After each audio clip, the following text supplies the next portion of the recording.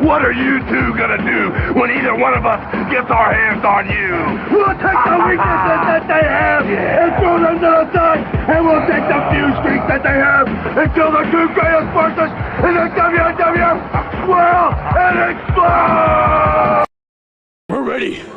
We're ready to go out there and hit them every play right now, baby. Are you hyped, baby? Are you hyped? Let's go. Bro, Hunter's doppelganger gets me every time. You gotta love it. Welcome back. Actually, I have that clip on the IG page if you want to send it to Hunter. I forgot to send it to Hunter, but it is a clip and it's on my IG page. I'll get it later. Welcome, everybody, to another edition of Hate2Pylon on a Wednesday. Due to the fact that just like the Steelers and Ravens game, we got pushed because of COVID, and we pushed the episode back. It's only fitting to fit what's going on in the league. And this episode is running wild, just like COVID is, as you saw Hulk Hogan in the intro. How are you doing today, Jonathan? I'm good. How are you? I'm good. Something tells me today's a special day for you. Do you want to tell why people's a special day for you? Yeah, every day on Hate2Pylon is a special day. That is true. That is very true. But do you know what else why it's a special day? We got Wednesday afternoon football. We did. That's special. That's a nice little gift for you. How about let me play this video? Maybe we can figure it out. Happy birthday. Birthday? Huh? They say Whoppy birthday? I mean, yeah. Oh, here's all the WAP for you, my friend. Hey, where it's at? It's in the mail. I think that's what they call mail order brides. Bet. But yes, happy birthday. You are officially old as shit. You're on the downhill of 30. Hey, chill. We are not the same age anymore, but I'm on the downhill of my 20s. I'm not on the downhill of 30. Chill. You're close to it. You're getting close, my friend. Bro, you right behind me. Huh? You right behind me. Nah, bro. Distantly. Nah. But yeah, man. So of course we got to do it right for you. Let's have a good. Okay. So let's have a good episode.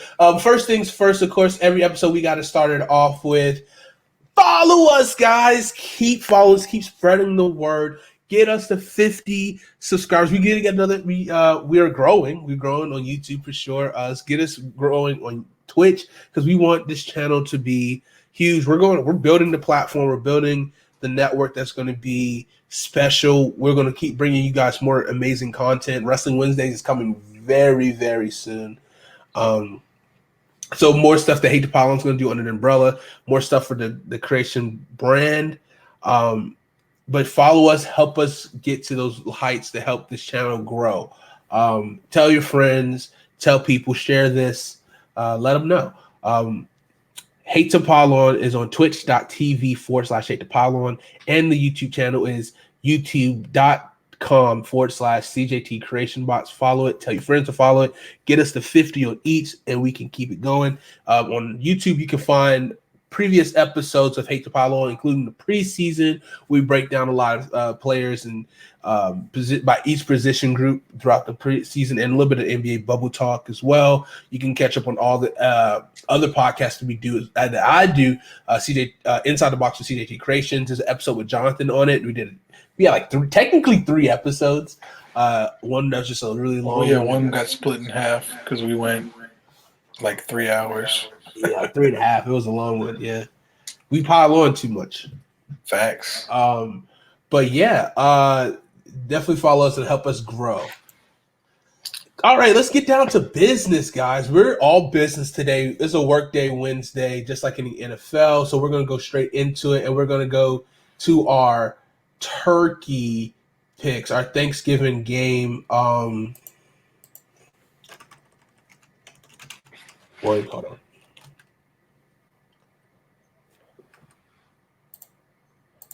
Thanksgiving games we were talking about first start off with last week. of course, we all know the elephant in the room: the Ravens and the Baltimore Ravens game. Pittsburgh Steelers and the Baltimore Ravens game was supposed to take place last Thursday, but due to COVID running wild, that game got pushed multiple times until literally the game just finished up shortly before we started. Yep. So let's just go. We'll talk about that game as part of the Thanksgiving games, technically, just as that's where the game originated from. Let's start off with the 12 o'clock game as tradition. The Detroit Lions play at 12 o'clock, and they took on the Houston Texans, our guy Deshaun Watson, and the Houston Texans took care of business, is on a bit of a winning streak right now, picking up their fourth victory of the season, and they're tied. Their record is tied with Detroit right now, 4-7, 4-7. And their records are tied in the same, and the Lions are also in the same position as the Houston Texans, because after this game, bye Matt Patricia, see ya, sayonara. That's a job that's going to be opened up, possibly one of our candidates looking for a job, Eric B. It's an interesting situation. We'll weigh that option later on in the season, after the season, of course, because he still has business to do. But what did you think about Deshaun Watson's performance this week against the Lions? He got it done. He threw for 318 yards and 4 touchdowns, 17 of 25 completions, and also had 8 carries for 24 yards. So not a lot of rushing yards, but he got it done when he needed to. He picked up some first downs with his legs. And Will Fuller went off. 6 catches, 171 yards, 2 touchdowns. The NFL said, this guy's playing really well, and he hasn't missed a game yet. Actually, and then, I got you. This is what happened. We have a problem. We have a problem. Ladies and gentlemen, we have problems. That's what happened after Will Fuller's been balling out. The NFL's like, something's wrong. And then after the NFL conducted a little bit of testing,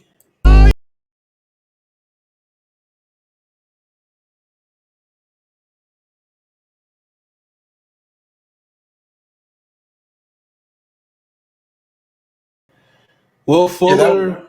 That was Deshaun after hearing that Will Fuller's been suspended the rest of the season for performance-enhancing drugs, which he claims he unknowingly took at the behest of his, I don't know if it's personal trainer or somebody. Yeah, so he's out for the rest of the season. So Deshaun Roby, right? Something Roby.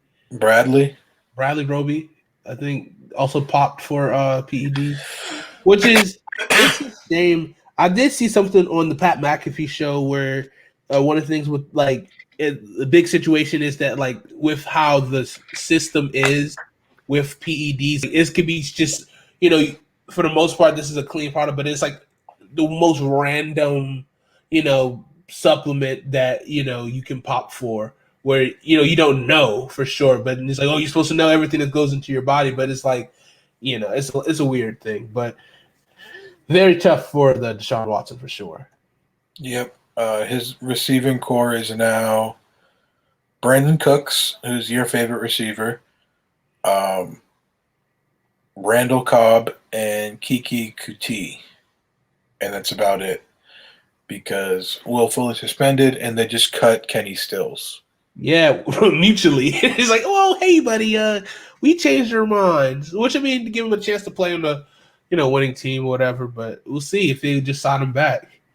Yeah, they might at this point, because they could definitely use the help. Very true. I mean, can Deshaun go on a run to possibly get them to 9-7? That'd be amazing. It would be. Or at least 4 more wins to get them not a losing season, which would be great for Romeo Crennel, getting the opportunity to do that and rallying this team. Obviously this team is not a devoid of talent. They are kind of fucked for the next couple of years due to the entanglements that that Bill O'Brien got them into, but they still a lot of talent. As long as you got Deshaun Watson on your team, I feel like you could be good and make a playoff run. That's true. I know we're not to college yet, but when we do, we're going to be talking about one of your favorite, or our favorite teams this year, Coastal Carolina. I just got a notification on a tweet that they are going to be playing at some point number 13 and also undefeated BYU. Oh, they added. Oh, so that's an added game between number 13 BYU and number 18 Coastal Carolina. Okay, they've been listening.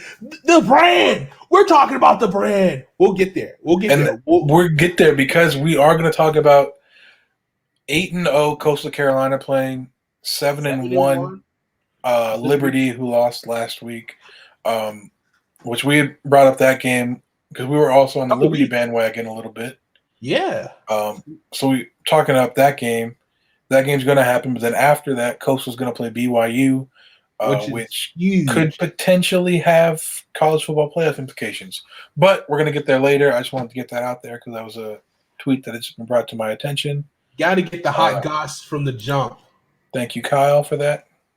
Okay, so also, okay, so yeah, so going to the next Thanksgiving game, let's break down my team taking on the traditional, one of the longest standing rivalries. We got Washington taking on Dallas here. Washington picks up the victory just like the two teams before. Washington improves to 4-7, and Dallas goes down to 3-8.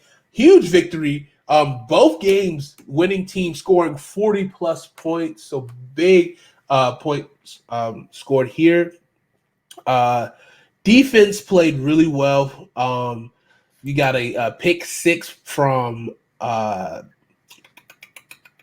Sweat and Montez, yeah. Montez Sweat, but one of the biggest storylines or headlines about this game is that Antonio Gibson going off. 20 carries, 115 yards, and 3 tutties. I say this again, 20 carries, 115 yards, and 3 tutties. Great game. Terry McLaurin, 7 catches for 92 yards. I would have liked to add, 8 more yards and a tutty. That would have been amazing, but it's okay. Played well. The defense has been looking really good. We're picking up steam. One of the things that's going to plague us is the Giants play because we lost to the Giants twice this year. So really, it's kind of like stink. They've been playing a lot better. I can say that they've been a lot better team lately. The biggest blow to the Giants team this year or lately, this past weekend, was that Daniel Jones is going to be out for possibly a couple weeks I think he's dealing with the hamstring issue. That's a big plague. But the biggest story we can take away from this Thanksgiving game is that, of course, we've been talking about this all season, that the Cowboys stink. Big stink. One of the bright spots is Amari Cooper, 6 catches, 112 yards, and a tutty. I believe he has like a streak of 100-yard games, if I'm not mistaken. But I feel it could be. I can fact check that real quick. But I love it when we beat Dallas. We beat Dallas. This is the first time we swept Dallas since like the 90s. Or since, no, actually, I lied. 2012 season was the last time since we swept Dallas in the season. We did get swept by the Giants, which is not good. If we could at least, they're both like one possession games too.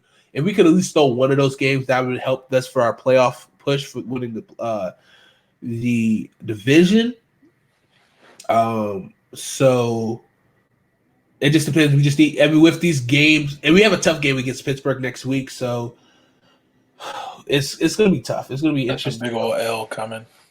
Yeah, but speaking of Pittsburgh, also breaking news: outside linebacker, pass rusher Bud Dupree tore his ACL in the Baltimore Ravens win just now, or the win over the Baltimore Ravens, I should say.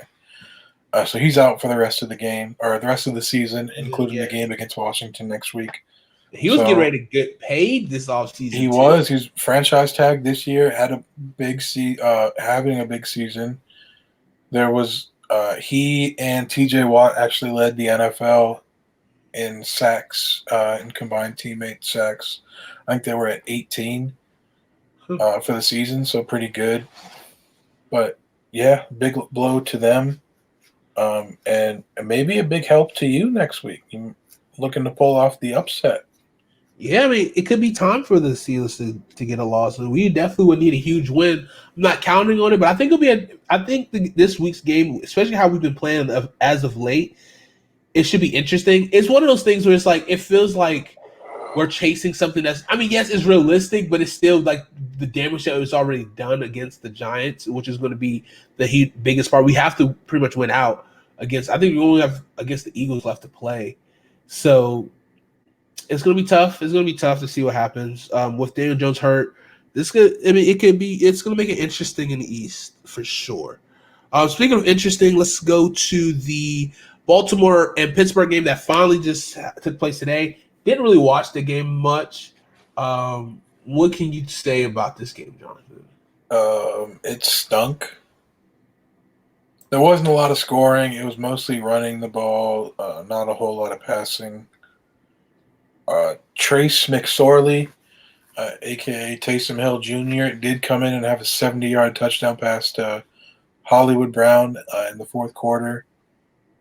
But that was about it in terms of splash plays for the Ravens. Besides, RG3 had a 39-yard run, but he was limping shortly after that played, which happened right before the 2-minute warning in the first half. He played most of the third quarter before finally getting pulled for Trace McSorley. He had a big old wrap on his I want to say his left thigh and hamstring area. Big Ben, not a great game. Threw the ball 51 times, completed 35 passes for 266 yards, 1 touchdown, 1 interception. Eric Ebron led the team in receiving, so that was something. Chase Claypool at 6 catches, 52 yards. Deontay Johnson had 8 catches, 46 yards. Juju Smith-Schuster had 8 catches for 37 yards, but the only touchdown for the only receiving touchdown for the Steelers. So Big Ben spread the ball around, threw a pick, threw a good bit of incompletions. Like 66% completion percentage. Not bad, but not to his standard the last couple of years. But yeah, the Ravens just, without Lamar, they were basically pretty one-dimensional. They were just running the ball, and they were actually having a lot of success running the ball. And at the end of the first half, actually, they got to the 1-yard line with like 29 seconds left and called a timeout instead of spiking it. And then tried to run it in from the 1, got stuffed. And with time expiring, they threw a play-action pass to newly signed tight end Luke Wilson, who had the ball knocked out of his hands by Minka as time ran out. So if they had kicked a field goal there, actually, no, they needed the touchdown to win, but they did cost themselves points there, it was bad clock management there. They should have spiked the ball with 29 seconds left and saved that timeout.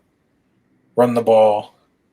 If you don't get it there, call your timeout. Then you still have time for 1 pass play and then a field goal, but they didn't give themselves that time or opportunity, cost themselves points and maybe the game there. But yeah, it wasn't a pretty game. Yeah, definitely not. TJ Watt with 2 sacks as well. And Cameron Hayward finished with the sack as well. Closer game than most people expect. I think there was like a 10 9-point cover for if you are into betting this week.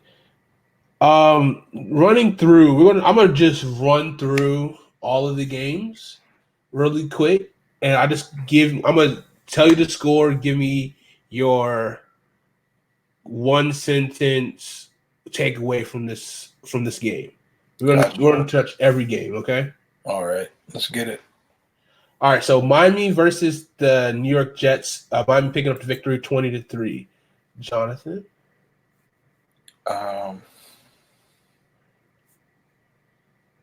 Trevor Lawrence season for the Jets. Not so fast, Buffalo. Dolphins coming up.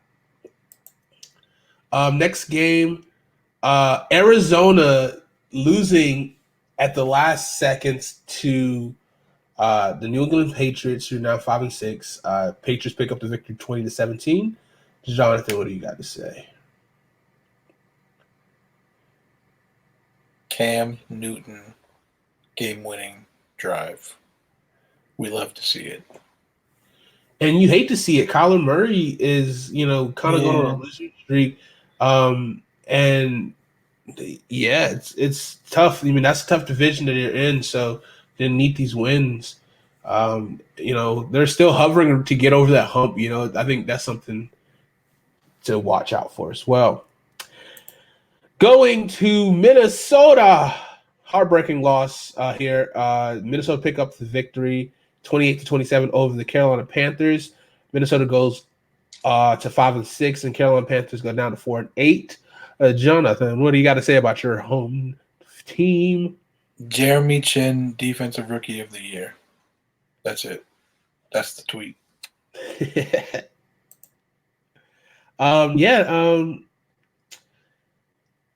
Teddy Bridgewater. I didn't even think about the Teddy Bridgewater return game against the Minnesota Vikings. He didn't play his best game with the return. Completed just above 50% of his passes, 19-36, 267 yards, 1 touchdown, 1 interception. DJ Moore hurt his ankle, I want to say. It was a lower leg injury. He left the game, but I think he's questionable. He hasn't been ruled out for next week, so hopefully it's not too serious. Big game for Kirk Cousins, picking up the slack, 34 for 45 for 307 yards and 3 tutties. Picking up slack. Running game was not, was decent, but he did the damn thing. He has 4 receivers with 7 receptions, which is pretty good. Spreading the ball around. 1, 2, 3, 4, 5, 6, 7. He has 7 receivers completed a pass, 2, which is pretty awesome. It's a pretty good day for Kirk Cousins, and Vikings continue to win and possibly get some momentum going.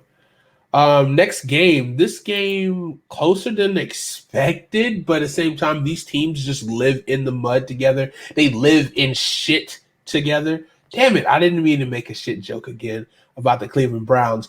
But the Cleveland Browns going to 8-3, surprisingly, picking up the victory 27-25 against the 1-10 Jacksonville Jaguars, who if they play against the Jets this year, that would be their Super Bowl. But what do you have to say about this game, Jonathan? Nick Chubb, our guy, went off again, and she has been doing since they came back from injury. 19 carries, 144 yards, and a touchdown. And James Robinson, not to be outdone for the Jags, 22 carries, 128 yards, and a touchdown. So a nice little running back battle here in this game. Very true. Doesn't look like it's going to be any brighter days for the Jacksonville Jaguars, as they have the Colts, Bears, Ravens, and Titans and Vikings left. No, they're much brighter days for them because they're pretty much guaranteed to get the number 2 pick, and they should get Justin Fields after the Jets take Trevor Lawrence. So unless the Jets do what the Jets do and want to try to change their offense up and do a Jet thing, which is what? Get Justin Fields over Trevor Lawrence. I think the Jags would love that. They're sitting pretty either way. Yeah. Can't lose. Can't lose. Okay, so then a game that was kind of I mean, these two teams, this is the first place game. Tennessee taking on Indianapolis Colts. Tennessee picking up the victory, 45-26. Dominant run game from Tennessee Titans. Really manhandled this game. This game got closer later on in the game, but really in the first half, third quarter, Tennessee was just putting the boots to Indianapolis, whose defense is supposed to be really good. But Derrick Henry in this time of the year is in his bag, and they go to 8-3, which for a couple of weeks we were a little concerned about Tennessee. Picking up some losses, especially when Taylor Lewan got hurt. Derrick Henry 27 carries for 178 yards and 3 tutties. Insane. Oh yeah, insane. I think he would have had. It should have been 2 rushing touchdowns. They changed one from a passing one. Yeah, to it was like a pop pass, I think. Yeah, it was weird. But yeah, what do you got to say about this game? Yeah, like you said, Derrick Henry was running wild. A.J. Brown, 4 catches, 98 yards and a touchdown, and also returned an onside kick for a touchdown to close out the game. Indianapolis had closed within 26-38. They missed or failed on the 2-point conversion there with 2 minutes and 34 seconds left. Went for an onside kick to try to cut that deficit from 12 even more. And A.J. Brown said, no. Caught the onside kick and went 42 yards for a touchdown, which made the final score 45-26. A.J. Brown, 4 catches, 98 yards, and a tutty. A.J. Brown has been just insane. Insane speed. He's just been a beast for them. They had a nice core with Corey Davis and A.J. Brown for sure. I do also want to give a shout-out to T.Y. Hilton with 4 catches for 81 yards and a touchdown. He's looked pretty washed this year, but, that's his best game of the season, I'm pretty sure. So maybe he's not as washed as I had been led to believe. I feel like T.Y. would be a lot better if Jacoby Brissett was playing. And, hey, shout out to Jacoby Brissett. We know we're all free Jacoby here on this side. And Jacoby, 2 rushing touchdowns. We love to see it. Good for the brand. It's good for him to get that next contract with another team to possibly succeed and play for. Next game, let's see, Giants and Cincinnati. This is pretty much a bowl of shit. John, as we talked about earlier, Daniel Jones did get hurt in this game. Colt McCoy, which I didn't know, Colt McCoy went to the Giants. Started playing for them. Hopefully, Dan Jones will be back soon for them. Not really, but don't wish anything ill of people. 6 catches, 129 yards for Evan Ingram. Big game, especially. I think, don't you have him in your fantasy team? No, I dropped him. Dang. Yeah, fantasy guru over here. Well, I dropped him last week when I was able to play Taysom Hill as my tight end, which worked out because he had 22 points for me last week. True. So, and then I just forgot to pick him up this week because it's been a crazy week. But yeah, a nice game for 2 Clemson alums here. T. Higgins, 5 catches, 44 yards and a touchdown.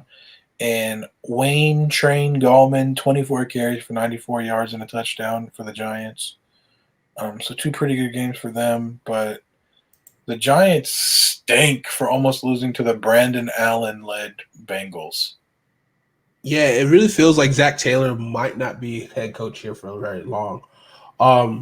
Speaking of a coach that might not be here for very long, let's go to the Buffalo Bills game taking on the Los Angeles Chargers. Buffalo getting a victory against the Chargers, 27-17. A lot of talk surrounding Anthony Lynn today about his comments about, best thing they can do is pull out 8-8, and we're not going to make the playoffs. Being really honest with the team, why people didn't like this. I mean, I didn't have an issue with it. I mean, if your team stinks, look, I think it's kind of reverse psychology. You're kind of telling we're not going to do much to see what – and then when you kind of put the books against them, like, let's see how they, respond to that. But I mean, I could see both ways. But they definitely have a bright future with Justin Herbert. The team that team is literally a healthy year away from being a contender. So will Anthony Lynn see that year again? Who knows? But definitely won't be this year. Buffalo Bills continue their trek to the playoffs, hopefully. And yeah, what do you got to say? Justin Herbert turned in another good game. 316 yards passing, 1 touchdown, 1 interception. Austin Eckler came back, had a big fantasy day, 11 catches for 85 yards, in addition to 14 carries for 44 yards. So, PPR monster. I think John Brown was out of this game, so rookie Gabriel Davis from UCF, I want to say. Yes. Yep. Had a big game playing across from Stephon Diggs with 3 catches for 79 yards and a touchdown. But yeah, I think I like Anthony Lynn as a coach, but great leader of men. I agree, but he's just not getting it done in the win column. And not just this year, last year as well with Phillip Rivers. They had a lot of chances to win games that they lost. So if the Chargers do move on from him, I'd understand it, but I really think they're just an improved offensive line and maybe a couple pieces on defense. Like, especially they don't have Derwin James this year. If they get a healthy Derwin James back this year and add another pass rusher, Melvin Ingram's injured. Joey Bosa has been beat up and missed a couple games this year. Had a big game this week, though. Yeah, he sure did. But if they could add another pass rusher across from Joey Bosa, if they let Melvin Ingram walk, or if they get Melvin Ingram back healthy next year, and Derwin James, improve the offensive line, and shore up the linebacking positions inside, I really think they could be really good, especially with Justin Herbert. He's ridiculously good. And I think this team has a lot of potential going forward. I just don't know if Anthony Lynn is going to be the coach to lead them to that potential. Yeah, you can really. I don't know. You can almost give him a leash for one more year, but at the same time, why not start fresh with the new guy? Maybe Pep Hamilton can get it in line. I would love to see our guy Eric B here. Eric B mixed up with Justin Herbert could be pretty lethal. Another young quarterback to develop, but the big question is, and I'm going to mix in one of our SAT words today. We're going to have 3 today. Will the Chargers be abortive to Anthony Lynn? No, I don't think that's right. Anthony Lynn has been abortive to the goals for the Chargers set for this year. Hasn't, with the amount of talent that's on his team, they should be a lot better. That's the same that goes for the Dallas Cowboys. They stink. But that's something you hate to see. Yeah, like obviously there's injuries for both teams, but there's still enough talent on the field for both teams to be winning games that they're losing right now. So that also falls on the coach. Yeah, on that note, I was so against, especially being a Washington fan, knowing about the injury game. But I think when I sit back and look at it, and I look at what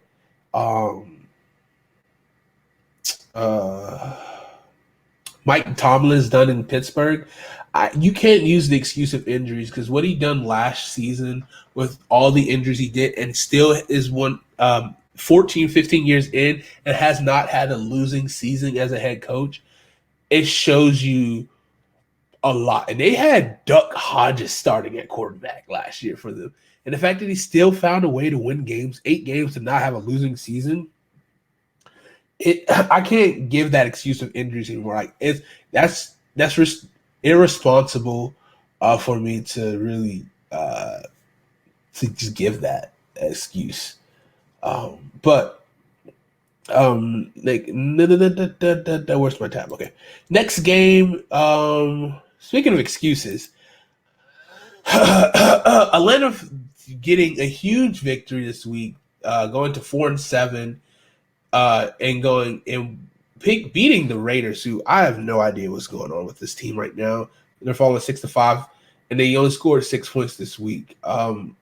Not a good game all around the board for these guys, but Falcons playing well under Raheem Morris as the interim coach. Raheem Morris is making his play to possibly take over this team next year, who, if you remember, was one of the youngest head coaches in the league back in the day for the Tampa Bay Buccaneers.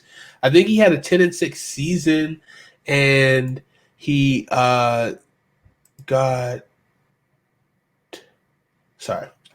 he got fired after having a couple bad seasons, but he does have head coaching experience. Will he get that next opportunity in the league with the Falcons? We'll see. He's making a strong case for himself right now. What do you got to say, Jonathan? Yeah, Raheem Morris is still only 44 years old, and he's making a strong case to have that interim title removed from his interim head coach title. Interim label, sorry. But yeah, the Falcons put up 43 points somehow. They only had 300 yards of offense. I don't really understand how they scored this many points. I definitely did not see this game coming. The Raiders have been good, but like I've said on this program before, and I've said it about other teams, not just the Raiders, like I don't really know how. Breaking news: John Wall just got traded with a first-round pick for Russell Westbrook. Oh, John Wall, and literally, I've said this before. That's the same player. They literally just traded the same player. One is a little bit more explosive right now. Which one? Russell. See, that's the thing. Like John Wall coming off, he's coming off the injuries, but Russell Westbrook's like 32 now. John Wall's like what, 29? Is he? He's that young? I think he's been in the league forever.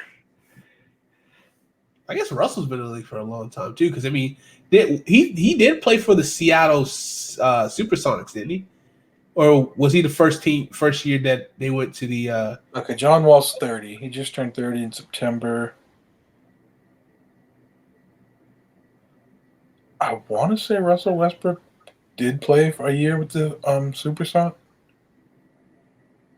No, he was drafted when they were the Supersonics, but they made the conversion to the Oklahoma City Thunder before they actually played that season. So he was the first year. Yeah. Okay. But they were still the Supersonics when they drafted him. Right. And yeah, he's 32. So he's 2 years younger. But yeah, so fresh start for both guys. Bradley Beal and Russell Westbrook should be an interesting combo. And James Harden and John Wall. Can John Wall be healthy to play again this year? We shall see. We haven't seen this man in a couple of years now. So that should be a fun story to watch. Another fun story to watch is San Francisco, man. I love this fucking team. Kyle Shanahan is definitely one of my favorite coaches in the league right now, outside of our guy, Eric B. They swept the Rams this season, if I'm not mistaken. They like we were talking about with the injuries that the Chargers had. San Francisco is in the same boat, and they're still finding a way to win it, and they're in contention still to make a playoff run. If they could win out, they can go 10-6. They still have a lot of big divisional games coming up as well, which is good for them. Sweeping the Rams is huge to get that, tiebreaker, if anything. If they can sneak some more victories against their division foes, I mean, that'd be great. I mean, the Cardinals are going in the wrong direction. They're getting healthier. Deebo Samuel's back. I think Raheem Mostert is back. It was back this week. 16 carries, 43 yards, and a tutty. So this team could be peaking in the right direction, getting healthy in the right direction. I love it. What do you think, Jonathan? Yeah, they close out the year with 2 games against the Cardinals and the Seahawks are two divisional foes. Before that, they have games against your Washington football team and Dallas Cowboys, which are two winnable games for them. No offense. None taken. But they do play the Bills this week, the 8-3 Buffalo Bills on Monday Night Football. So that will be a big case. If they lose this game, they're probably going to be on the outside looking in at the playoff picture. But if they can win this game, they're going to be set up pretty nicely going into that 4-game stretch. Unless they're expanded by one more team, they could be that team as well. But yeah, it's definitely going to be a upward battle for the 49ers. A big, huge Monday Night Football week this week. We got a doubleheader with the Steelers, Washington, and Pittsburgh. No, godly. San Francisco and Buffalo. So that's a pretty nice little doubleheader. Some, competitive teams for sure. Mm-hmm. Speaking. Yeah, we got the Monday night doubleheader and then Tuesday night football, Cowboys versus Ravens. So two teams not going in the right direction, but no one wants to see that. Speaking of no one wants to see that, no one wants to see, this is the team that we talked about that COVID's running wild. Did you hear that? I hear something, but I can't quite make it out. I think I hear COVID coming. What are you two gonna do when either one of us gets our hands on you? We'll take the weaknesses that they have and throw them to the side, and we'll take the few streaks that they have until the two greatest forces in the WWF swirl and explode! Just like Hulk Hogan back in the day, COVID is over than a motherfucker right now, and it's running wild in Denver. And pretty much all week, we've been berating the Denver quarterbacks for their, I guess, just their incompetence of just not being able to follow the rules. And I know a lot of people are probably, oh wow, just especially wherever you stand on mask, it's a rule, it's a policy that you want to do, and the fact that you put your team in a situation like this, it stinks. The fact that they're ineligible to play, getting destroyed by the Saints 31-3, it just looks bad for your organization, especially with especially Drew Lock. You're the starter, man. You got to be better. You're supposed to be taking this franchise over. I think he'll learn from it, but not a good look for the Denver Broncos. Not a good look this weekend, losing 31-3. I don't really got much to say about this game. What do you got to say, Jonathan?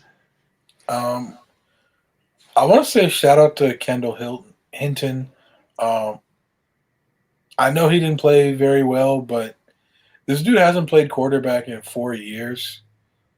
He's been a receiver for the last 4, and then to come into the NFL and play it on like 4 days' notice, if that.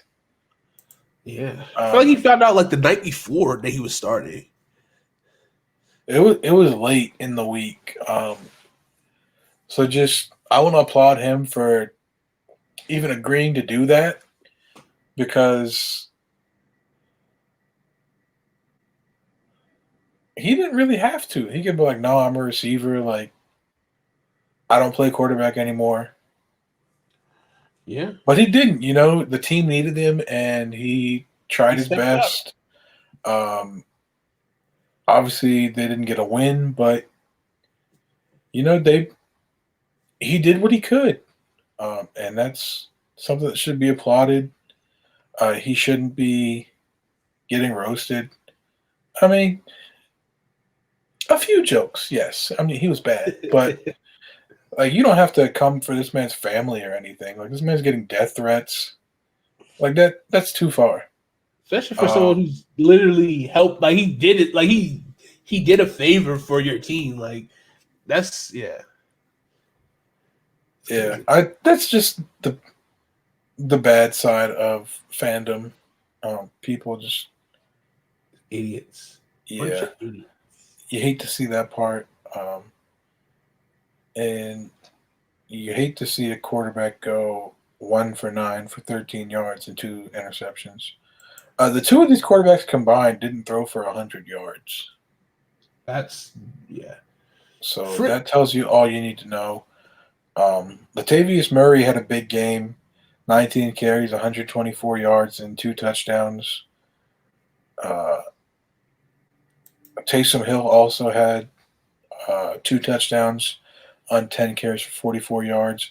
Alvin Kamara, 11 carries for 54 yards, no touchdowns. So he was kind of the odd man out in terms of finding the end zone in that 3-headed rushing attack. But I think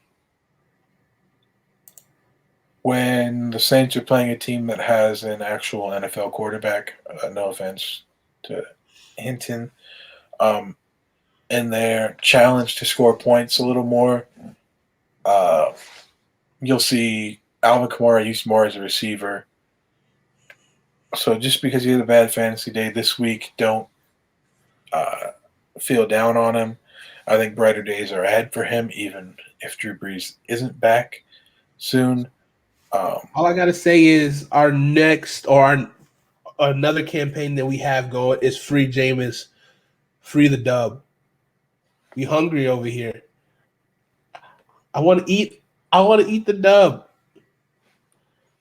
I feel like Jameis Winston he's better, but a quarterback I don't think is much better. Tom Brady. Tom Brady taking on the Patrick Mahomes and the Kansas City Chiefs. Close game here.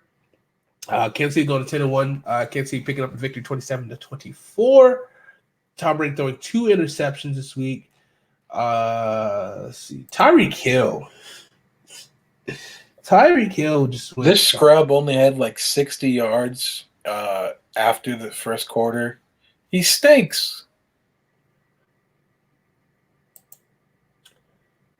Well, who had 60 yards after the first quarter? Tyreek Hill. All he had was 60 yards after the first quarter. He stinks. Yeah, I don't know. He stinks, but he's definitely dynamite. Any player would take 60 points over 3 quarters, but definitely over 200. Yeah, he had 207 yards in the first quarter, so obviously he doesn't stink. But this man is Klay Thompson like numbers in a single quarter. Facts. Shout out to Klay Thompson, speedy recovery, my guy. Praise up. But question we gotta ask after this Tampa Bay game is Tom Brady ready to abandon ship and possibly, hey babe, I miss you, Bill? It's been a long time. I have heard that there was some friction in between some scuttlebutt. Yeah, that too. Between him and Bruce Arians. So, we'll see. Bruce Arians signed a longer contract than Tom Brady did, so if they got to pick between one, it might be Arians. Yeah. It might not, but, I would keep the coach that was able to convince Tom Brady to sign with us over Tom Brady, who's been way past his prime. I mean, he's still put up good performances this year, but it's just not consistent. Like even in this game, like he threw a dime to I want to say Chris Godwin, and followed it up with just a duck that looked like a Peyton Manning in the Super Bowl run and throw, where it was just floating. And I believe that was one of his picks. Was right after that dime to Chris Godwin. So he doesn't have the consistency anymore, which is to be expected for somebody his age. But, I mean,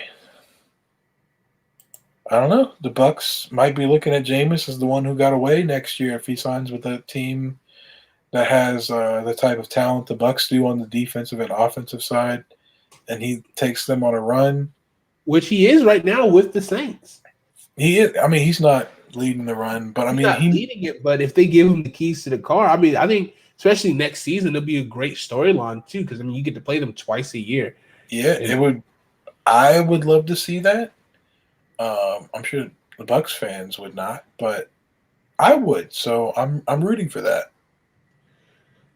Team that I've been rooting for to stink and continue to stink are the Chicago Bears. They made one of the biggest mistakes ever when passing on Michael Jordan. Not my words, words of Dabo Sweeney, but I agree with those words. Green Bay picking up a victory pretty easily here. They go into 8-3, got a 2.5 game lead in the division.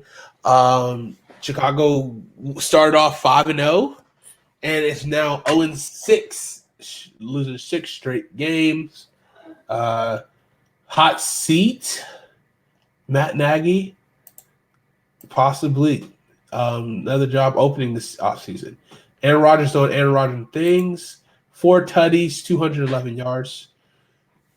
Excuse me. Aaron Jones, 17 carries for 90 yards. Jamal Williams, 17 carries, 73 yards, and a tutty. Robert Tonyan, 5 catches, 67 yards, a tutty. Devontae Adams, 6 catches, 61 yards, and a tutty. Alan Lazard, 4 catches, 23 yards, and a tutty. Mercedes Lewis, 2 catches, 16 yards, and a tutty. Yeah, good game. Pretty much everything we expected the Packers to do.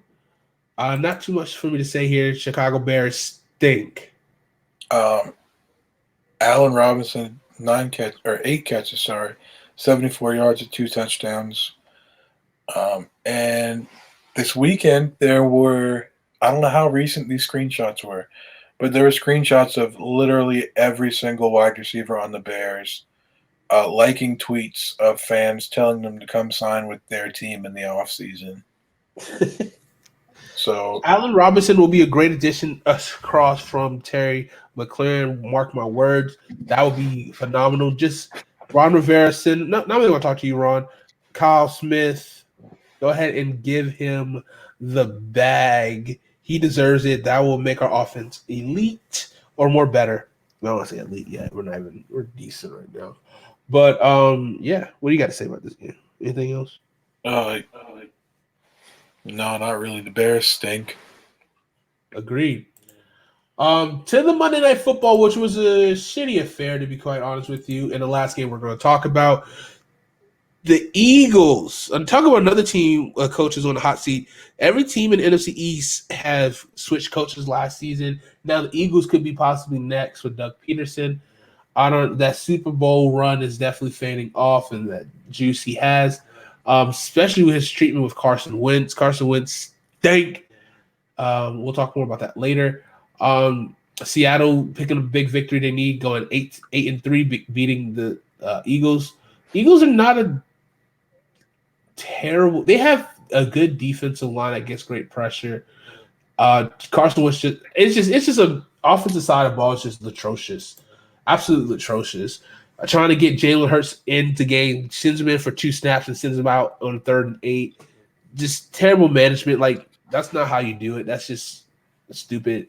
There were reports about Howie Long is the owner of the Eagles. That doesn't sound right. But the owner of Eagles wanting to put Jalen Hurts in if Carson Wentz fail, and I pretty much think when he literally put him in for 2 plays, and like that's pretty much it. It was kind of like, here, I fulfill what you want me to do. Let me coach. But yeah, that situation is just terrible. There's talent on that side. Off the wide receivers are making drops. They're not getting open whatsoever. Yeah. Also, DK Metcalf is Calvin Johnson. What do you think about that, Jonathan? DK Metcalf is really good, but I'm not comparing anybody to Calvin Johnson. Calvin was a freak amongst freaks, and still one of the best 2 receivers I've ever seen in my life. I was too young to really watch Jerry Rice play, so I leave him out of my top 2. But Randy Moss and Calvin were ridiculous, and the best 2 receivers I've ever seen play with my own eyes. True. great game for DK. 10 catches, 177 yards. He's continued to really just grow and be a great player for this team. So He was especially cooking alongside Darius Slay. Yes, he was. Poor Slay. But yeah, that wraps up all the NFL games. A few high scoring games this week. And we're gonna go into quick previews for next week. Predictions. we'll do a predictions episode tomorrow. Okay. Yeah. Let's see. I gotta recalibrate myself. I got you. Let me get myself, going in the second hour, I gotta pep myself up.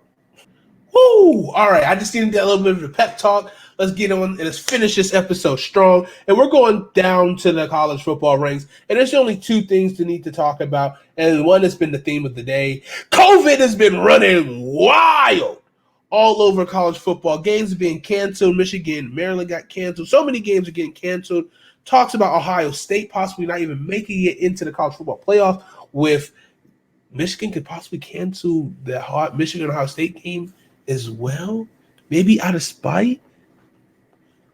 But what we really want to talk about and what we're here for and what we're talking about the brand, we're talking about Coastal Carolina, the king of South Carolina currently right now, Jamie Chadwell. He will take his throne next season as the head coach of South Carolina. I'm calling for it. I am calling for it. And you will come back to the show and realize that we called it here first.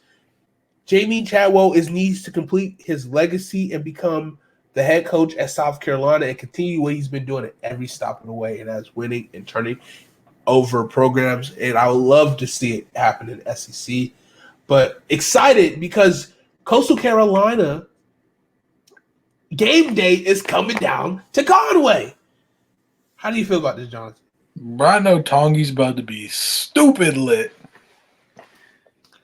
Yes, sir. Smack House. We've had a couple experiences down there in Conway. We know a little something about something, you know what I'm saying? Some good times. Sure. Yeah, it's going to be a really good game. Liberty's quarterback is really good, so he's going to stress that Coastal defense. We'll see if they're up to the task. Malik Willis is his name. Coastal, I don't know. I think they might be in for a tough one this week. Oh, yeah. Another championship-level game. And like we said, with them adding BYU later in the week, I really hope they don't overlook this Liberty team because it's hard to, though. I might take Liberty in this game. What? I might call for the upset here. I can't go against Brand. I can't go against Jamie. Jamie's been chugging along. He's been playing well. Timely defensive plays. Turnovers when needed. Offense is putting up points. I think this is the game they've been looking for the last couple of weeks. I think they were game playing this game for a couple of weeks because last week I think they played against like Texas State or something like that, and it was just a blowout. This is a game I think they had penciled on their calendars because they knew they're going to make a big shot either for a New Year's Day bowl game or the playoff. And like the breaking news that we reported, them adding this BYU game, a top 15 school, if you can beat two teams that were ranked back-to-back at the end of the season, especially with the Ohio State news and the Big Ten, people canceling games. But what we're doing down here in Coastal Carolina, they just keep winning games, adding games to the schedule. When you see teams canceling games, you see Coastal Carolina out here making a task, adding more games, ready to set themselves up for a run at this college football playoff, being the highest ranked Sun Belt team ever. And they're just going to continue this historic season because Jamie Chadwell is on his way to the throne of South Carolina. Winter is here. Yeah, I think Liberty might have been caught looking ahead to this game 2 weeks ago against NC State when they were knocked off. But they definitely bounced back last week against UMass with a big win, 45-0. And I think they're going to come out strong. But I think I'm going to go with one of my patented reverse jinxes here. And I'm going to take Liberty. Okay. I'm going to take Liberty by 5. Oh. I'm not going to give a prediction, but I know who I'm riding with. But also, let's remember this. Liberty used to play in the Big South. You know what other school used to play in the Big South? Coastal? Charleston Southern University. Ooh. You know who was also a former head coach at Charleston Southern University? The King of South Carolina. Jamie Chadwell, come grab your throne. This is not the first time he's played against Liberty, so we'll see how it happens. I'm excited for this week. I'm excited to play against Hugh Freeze before, though. That is true. That is very true. They were playing against Gil. What was his name? It was Gil Turner, who was at one point in time a hot head coaching prospect in college football, but I have no idea what happened to that man. So he was at Liberty. I think he went to Texas State because he started off at Buffalo. He was in Buffalo, and then I think he was in Buffalo around when Khalil Mack possibly was playing. I don't know. But yeah, pretty exciting news. We love Coastal. We're rooting for you guys. Do your damn thing. We'll be watching for sure. We'll bring you more coverage about it next week. The results of that game.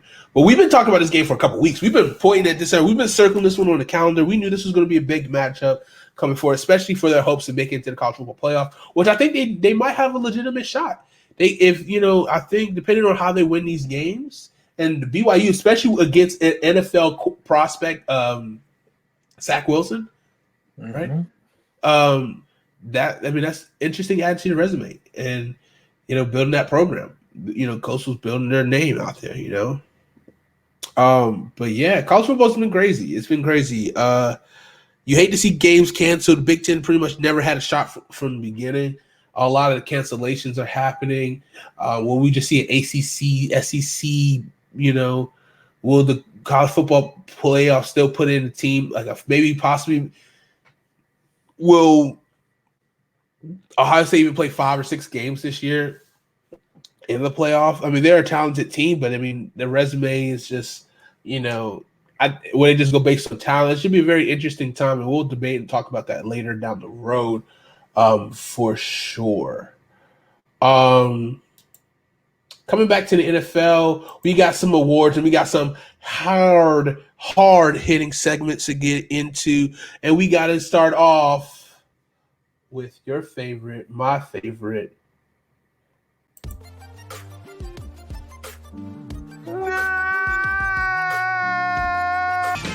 Oh, I love trash. Trash.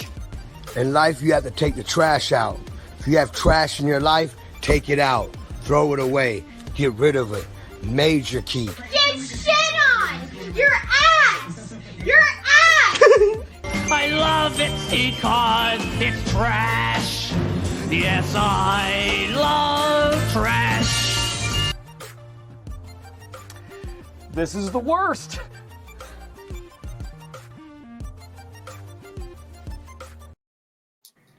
And of course, another week, another trash run, because I think the trash is starting to get a little smelly around here. And the first offering going into the trash run this week got to go to. We're going back to college football. And Vanderbilt. Come on. Stinks. That's a heartwarming story. Heartwarming story aside, 0-8 team right now is pretty much the laughingstock of the SEC. What'd I say? 0-8 team. Oh, it felt like it. I mean, they might continue this to next season. Vanderbilt could be another position that possibly could be open for Jamie Chadwell. Who knows? But we don't want that. We want him in the SEC, but in the state of South Carolina. Just terrible. Just not a good football team. They did create some buzz with Sarah Fuller, if I'm not mistaken, that's her name, the kicker. I think because their whole entire special teams Core got like out with COVID, and she kind of got put in a weird situation. And yeah, it was just weird. It was just very weird. Vanderbilt's very trash for what they did, and then I heard that she even did a halftime speech. Your kicker that just came on the team, which I think Vanderbilt did win a national championship for soccer, if I'm not mistaken. So I don't know. Just a weird situation. Vanderbilt stinks. They've been stinking all year. Easy victory in the SEC. We'll see who they decide to pick and build this franchise with. I mean, this team hasn't been good since Franklin left. Yeah, pretty much. Well, maybe Franklin's back at Vanderbilt with the way he's been coaching at Penn State, who also deserves to go in the trash, but not this week. So Vanderbilt, see ya. Get out of here. Jonathan, who you got offering up for the trash run?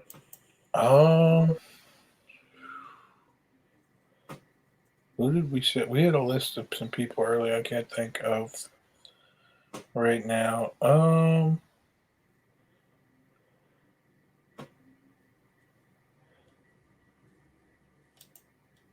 gonna go with Tom Brady. He threw 2 picks. He's old, and he's a division rival. Trash him. Bye-bye. Get out of here, see? Yeah, get out of here. You stink.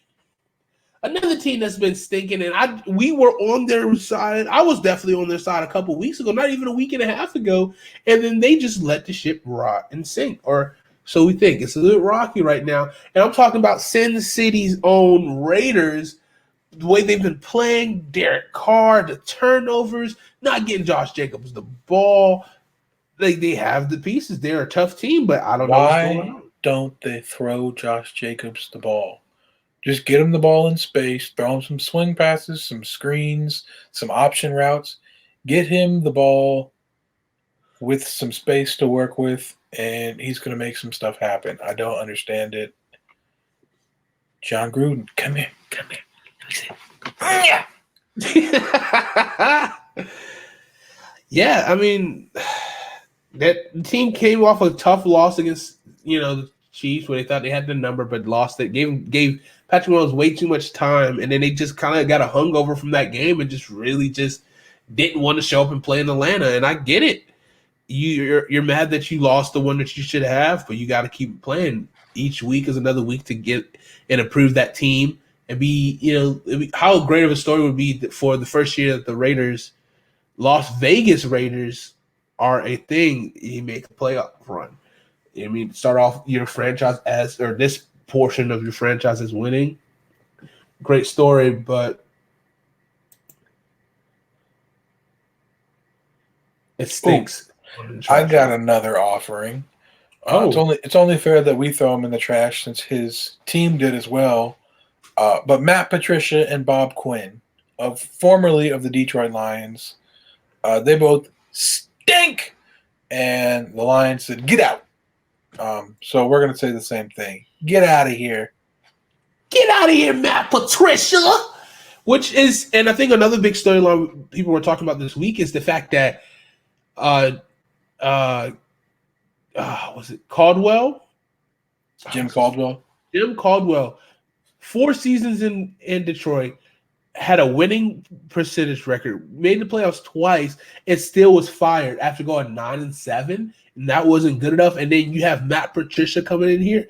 I would rather have Josh McDaniels give me the okie doke and leave town and have to scrabble again to get Matt Patricia. He just really messed up the culture of the team, didn't show anything well, wasting Matt Stafford's remaining years left he has in the NFL. I mean, it's just the Detroit curse. Detroit's never destined to be good. So, yeah, into the trash they go. Oh, wait, wrong mouse. There it is. Get out of here. I believe one more team. We have one more team going in one more person and team going into the trash run this week, and it's none other than the team that played on Monday Night Football, the offense that just looked incoherent, the person who's leading the league in Carson interceptions. Wentz.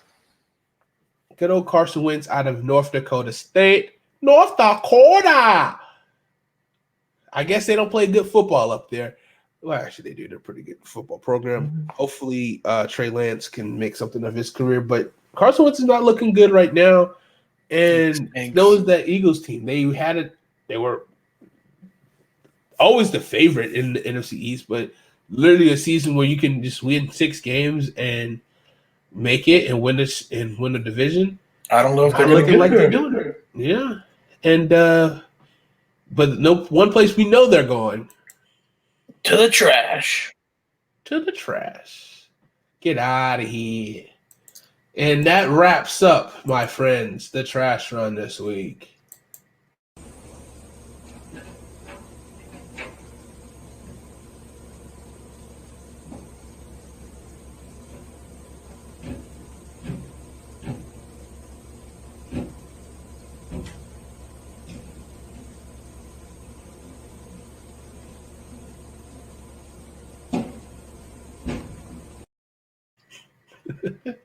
That's Tom Brady trying not to get out the trash. He stinks.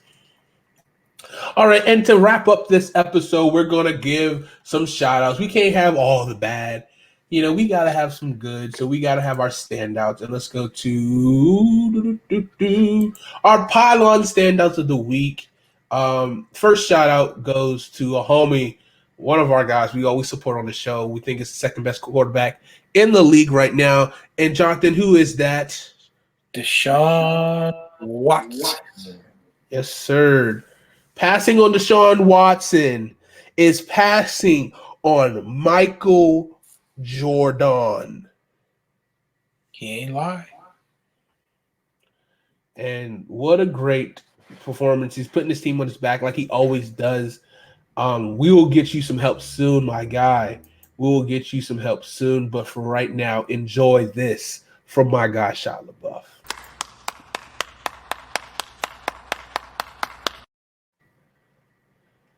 Jonathan, who do you have?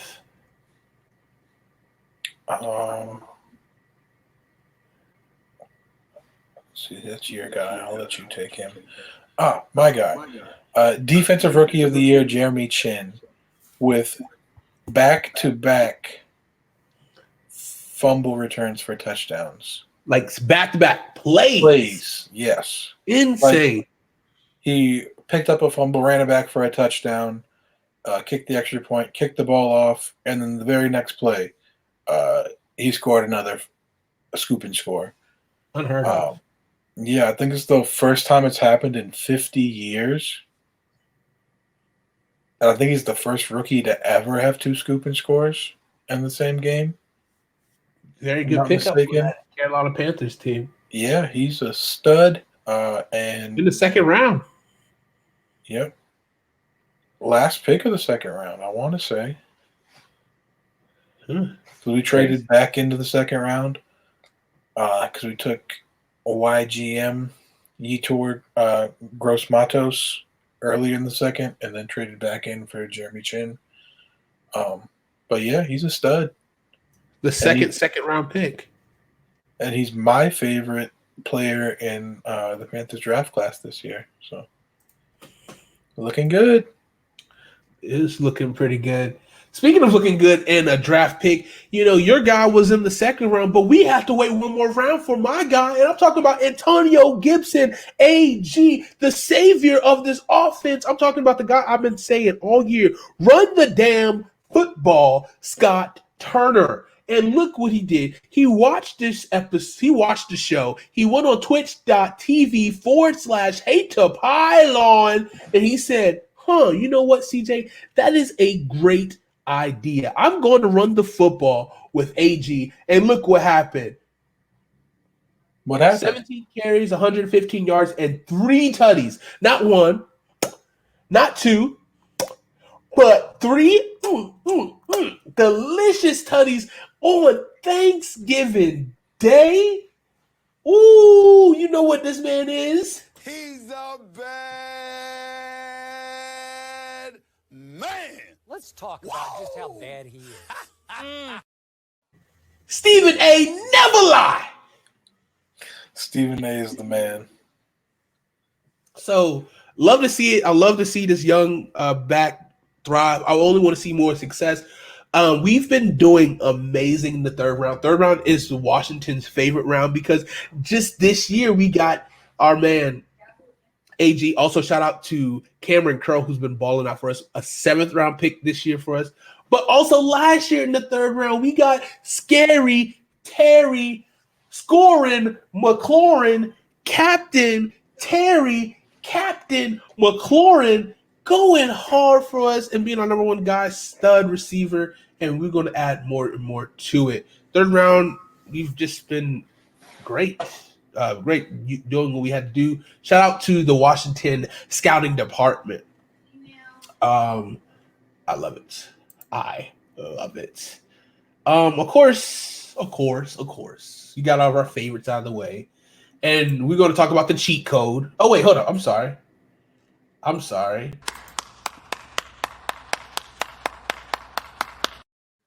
That was for Jeremy Chin.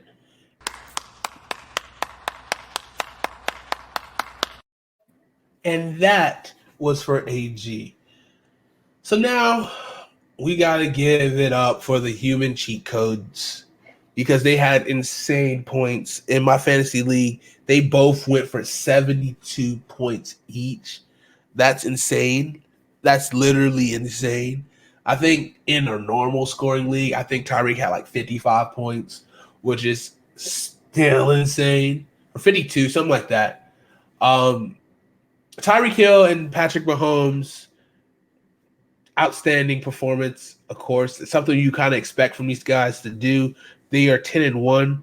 Their only blemish is to that Raiders, so the Raiders still left that mark like a bad X, that they did. And yeah, they played really well. And so because of that, we'll give you guys a tremendous round of applause.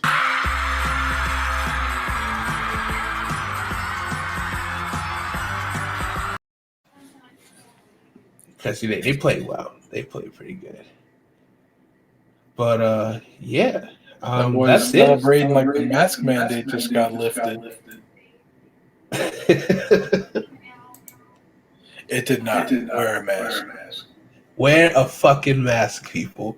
Let's push through this time and let's be on that side where we're laughing about this, telling our grandkids. Well, not me. I don't want to have grandkids yet, but let's get closer to that about the trials of 2021 and the virus and start living in a new world, a world that we can do stuff again.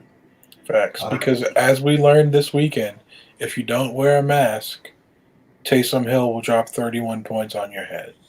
And nobody wants Taysom Hill to drop 31 points on him. So, and also one thing we learned about COVID so far. One-on-one, I'm undefeated. Never lost.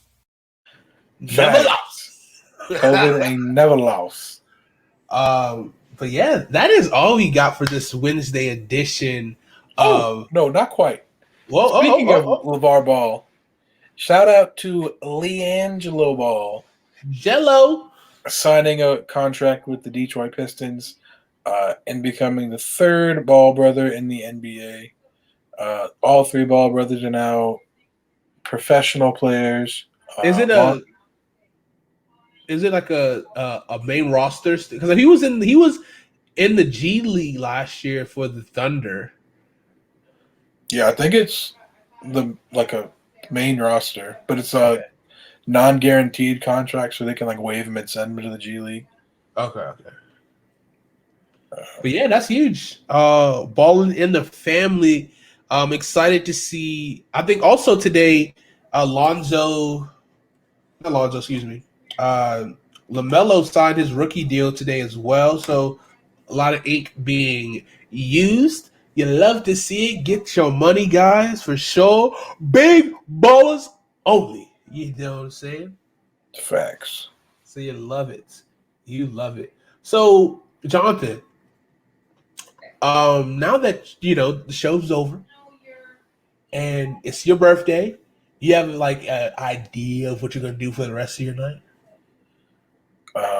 Probably eat some food, eat some cake, and then go to sleep because I'm an adult and I have to go to work in the morning.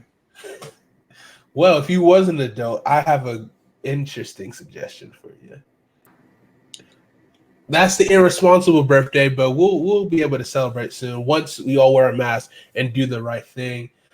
Speaking of tequila, I finally, since July, found The Rock's tequila. Shout out to The Rock and Terramana Tequila Blanco. Your boy got a bottle finally. Literally had it my brother's birthday, July 23rd, that weekend, and had a taste of it. I was like, "Ooh!" And I think I'm not a big tequila guy. I'm really not, but for some reason I've been hunting this tequila down, and I've been wanting to drink tequila since The Rock. So thanks The Rock, phenomenal marketer, because I didn't even like tequila like that. I mean, I don't dislike tequila, but tequila always make me hot, sweaty, and ready to dance. So I guess that's going to be me more often than not. I'm probably going to go the whole route, get a martini shaker or cocktail shaker, and just make a bunch of different drinks with it. Thanks Margaritas? a lot. Margaritas, some marks, you know what I'm saying, some frozen marks. But yeah, guys, that's it. That's it for this episode. Super excited. Tomorrow we'll do a pylon pick episode. We'll give our picks for the week, which will be interesting. No Thursday games this week, so come rock with us. A lot of wrestling theme memes in this episode. Wrestling Wednesday coming soon, my guy. We're going to be watching some wrestling. We're going to get Jonathan to become a wrestling fan slowly but surely. But also, I'll be talking about wrestlers that I want you guys to become fans of. Let's become fans of professional wrestling. Let's do the damn thing. First episode, I'm going to be talking about Maxwell Jacob Freeman and Jungle Boy, two wrestlers from All Elite Wrestling. Be on the watch out for that within the next week or two. And then we're going to get the ball rolling. I'm excited. I'm a huge wrestling fan. It's something I always wanted to do. And my official introduction into the wrestling community will be very soon. Keep teasing it each week. We keep teasing it. Long-term storytelling, my friends. And pretty soon we'll be rejoicing when we'll get into that. So are you excited, Jonathan? I'm very excited.